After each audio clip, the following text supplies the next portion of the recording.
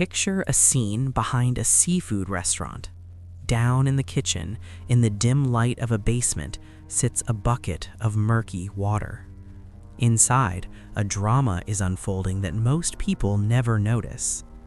One of the crabs, gripping the slippery sides, is desperately trying to climb up to freedom. But just as he makes it halfway, his own kind grab him by the claws. A few helpless struggles, a short fight, and the escapee falls back into the pile. Fishermen and kitchen staff have known about this dark paradox for a long time. If you put one crab in a bucket, it can climb out easily, but everything changes when there's a bunch of them. The moment one tries to leave the trap, the others inevitably pull him back down. The result of this struggle is often the collective death of everyone in the bucket, even though escape was possible for each of them individually. Here's the important thing to understand. There's no evil plan or conspiracy here. The crabs aren't plotting against the upstart. They are driven by a raw biological imperative. Fun fact, the animals are just following a self-preservation instinct, sensing the threat of losing territory or resources, which is how they perceive a leaving companion.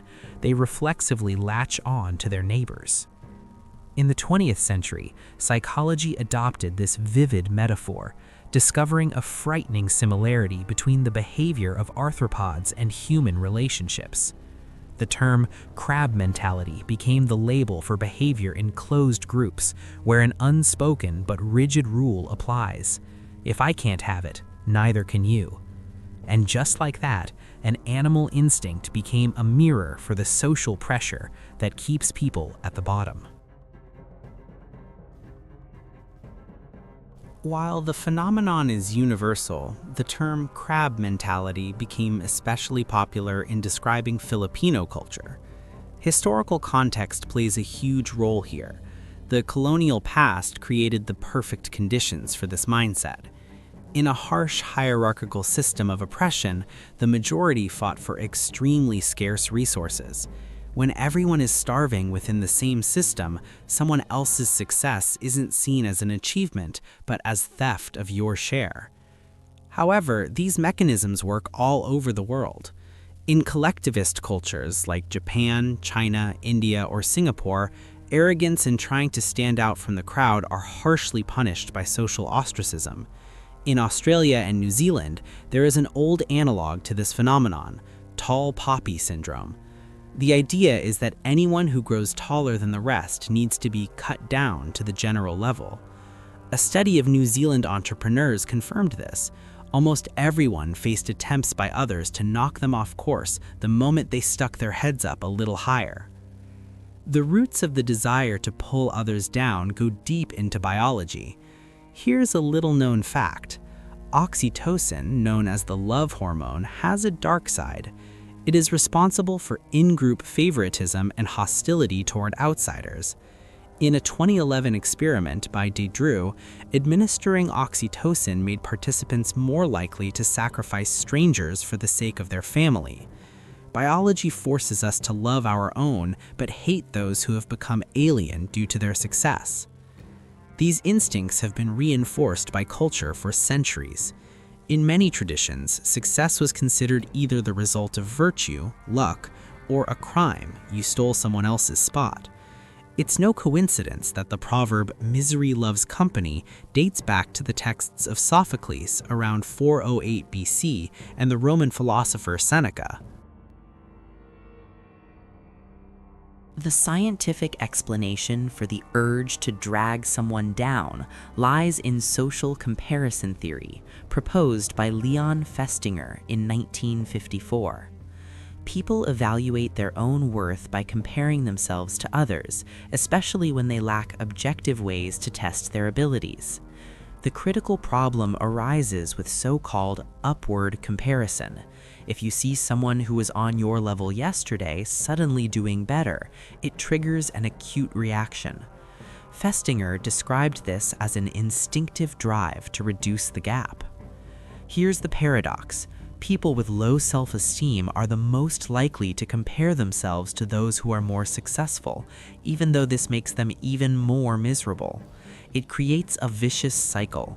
The worse a person feels about themselves, the more they look at successful people, and the more pain they feel.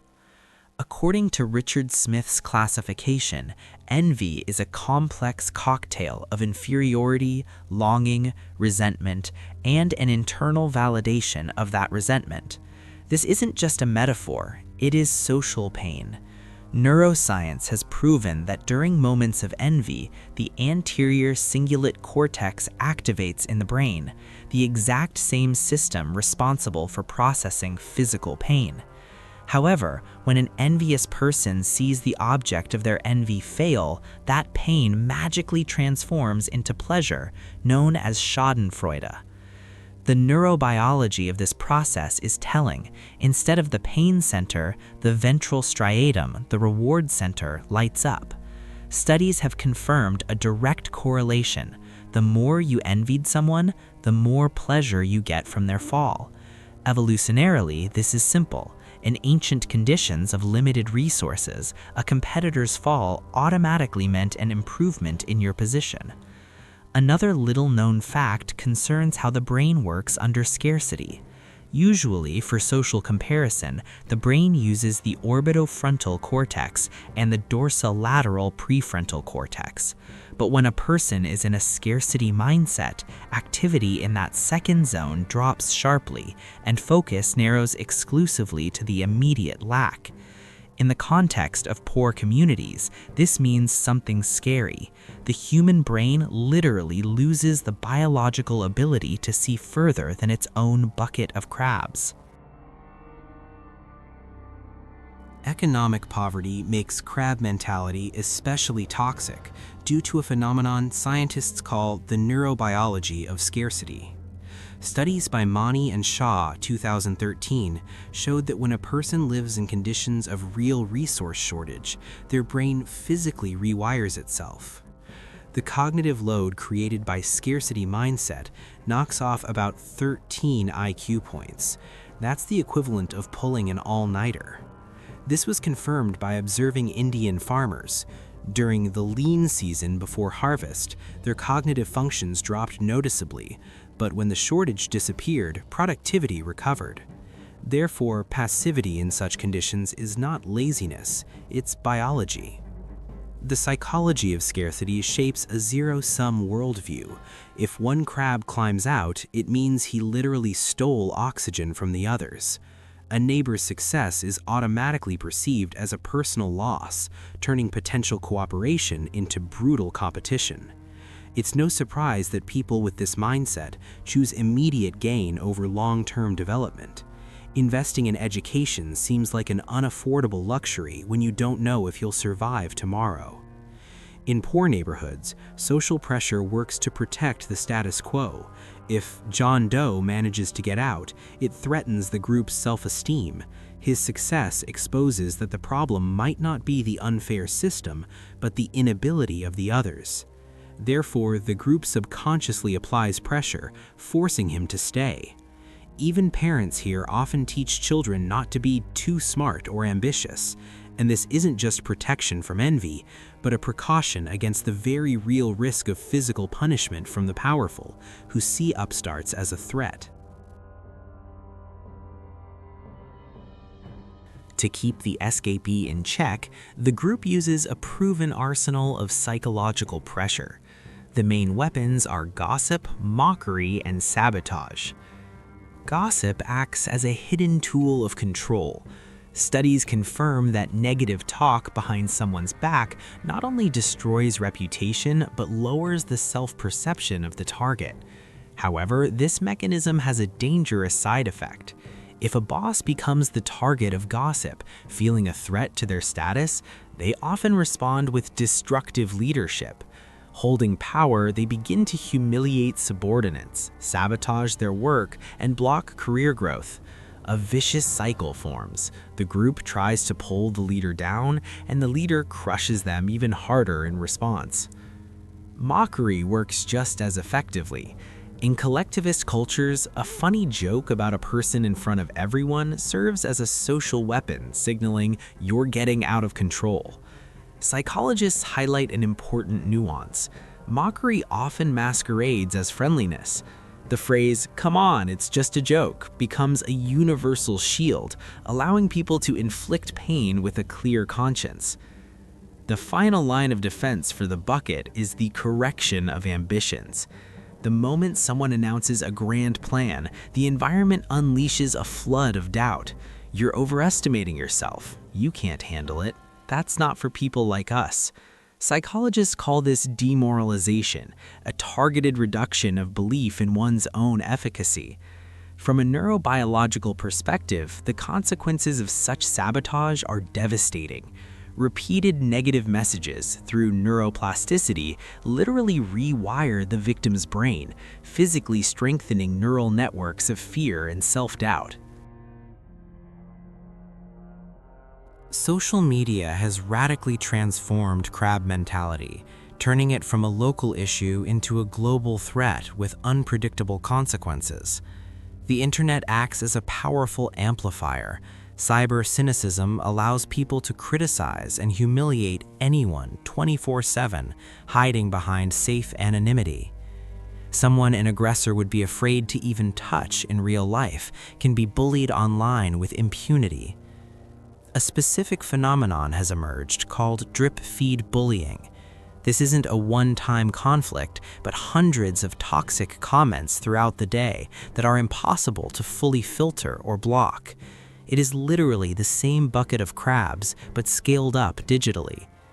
The psychological consequences of this dynamic are frightening. Victims of cyberbullying are twice as likely to attempt suicide. However, statistics also reveal the state of the aggressors, perpetrators. In 20% of cases, they have suicidal thoughts themselves, proving that they bully others because they are suffering. Youth are especially vulnerable. Almost half of teenage girls admit social media pressure affects their appearance and behavior. The web has effectively turned into a tool for policing conformity. Here, the paradox of success is in full effect.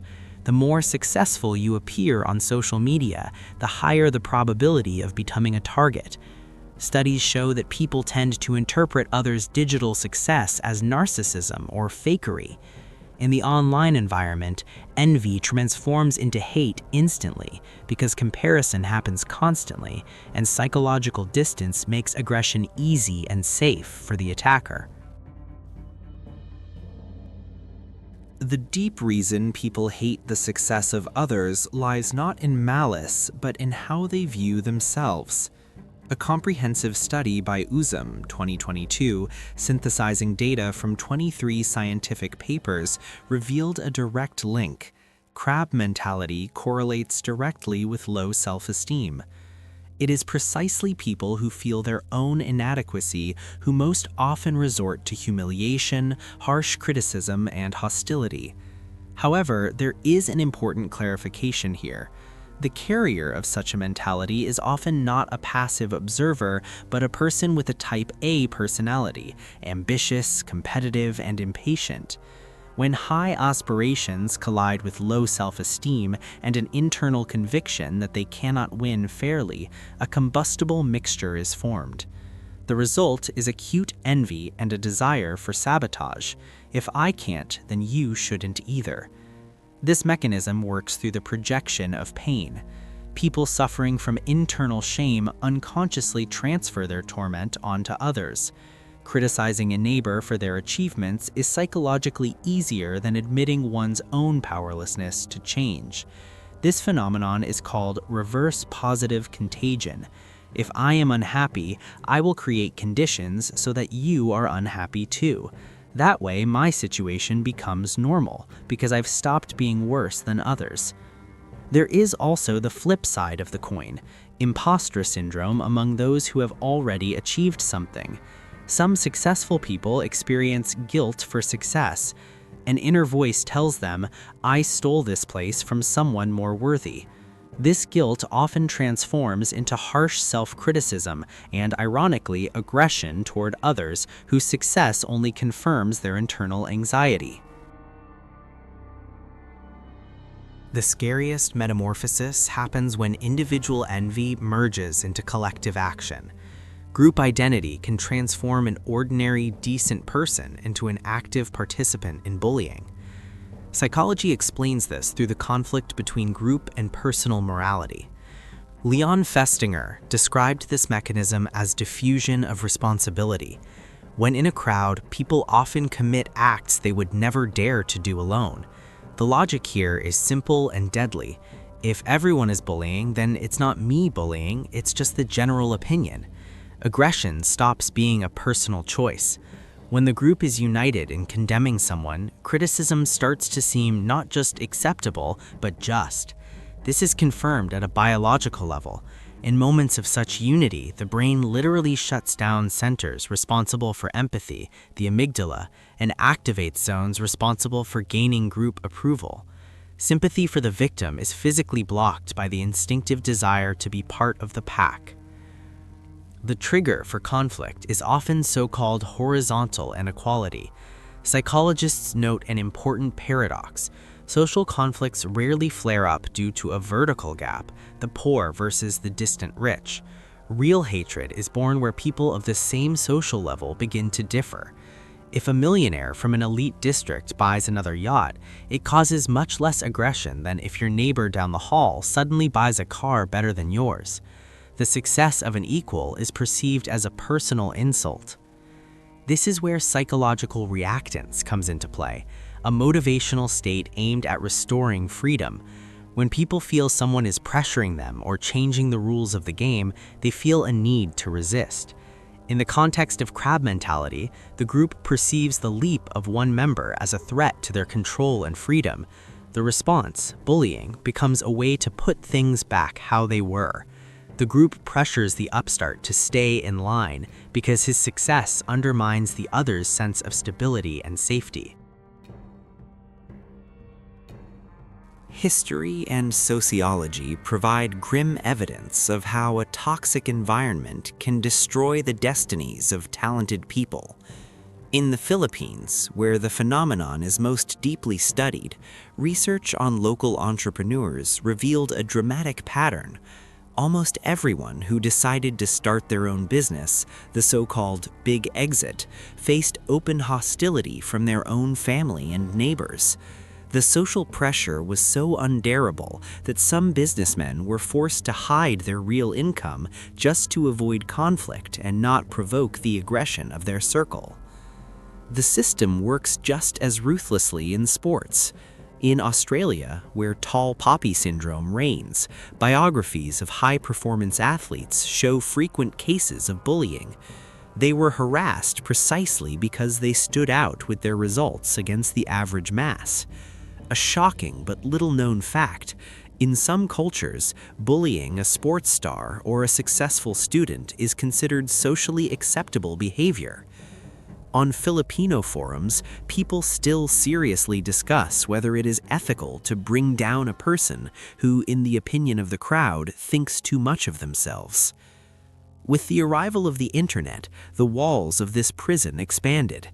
There is a telling example of a girl who started a YouTube channel and gained 1 million subscribers.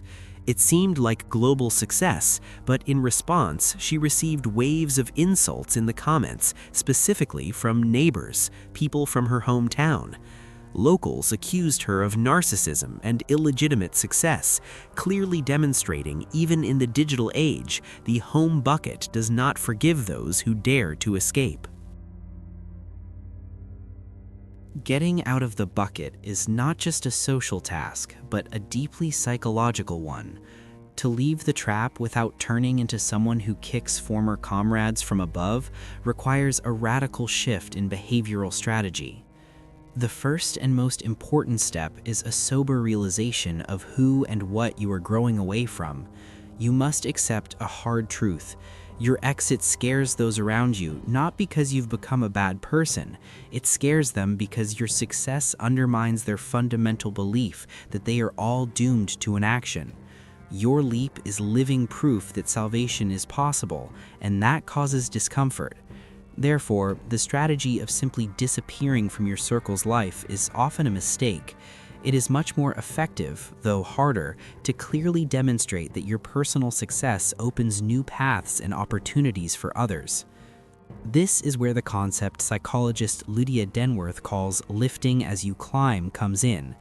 This isn't just a nice ethical slogan, it's a mechanism that works on a neurobiological level.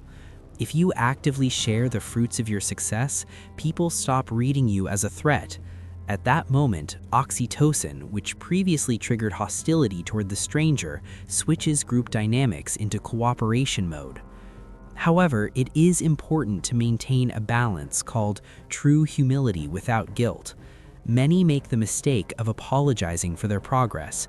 You cannot do this.